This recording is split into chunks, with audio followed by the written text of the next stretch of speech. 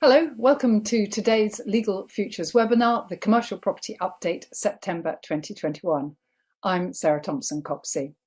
We're going to be looking at a number of different cases and indeed, of course, COVID updates as ever today. We're going to be looking at a Court of Appeal decision on break rights. We're also going to be looking at a Court of Appeal decision on relief from forfeiture. Obviously, forfeiture not terribly topical in today's market, but a really useful decision there on relief and some really good tips there for a landlord to take from that.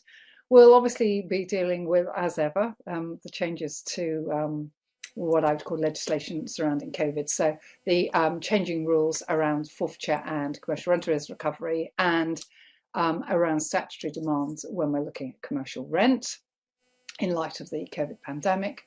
We'll be looking at a Court of Appeal decision on interpreting a rent review clause. Actually, not a huge change, that one, but worth having there.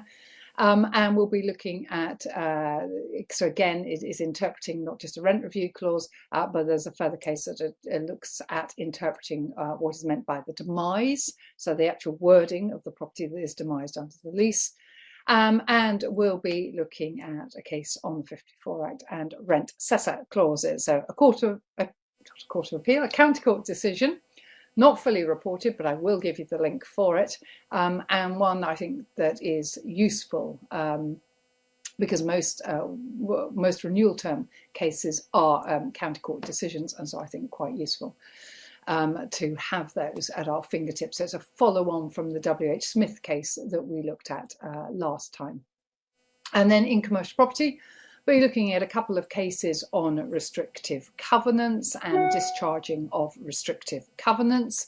We'll be looking at an interesting case on proprietary estoppel, and we'll be finishing off by looking at a rather amusing case, or possibly not for the loser, but a case on adverse possession. So the restrictive covenant cases, particularly interesting, particularly one of them looking at the benefit to the land with the benefit of the covenant, where the land is actually only partly benefited by the covenant. So really interesting take there on restrictive covenant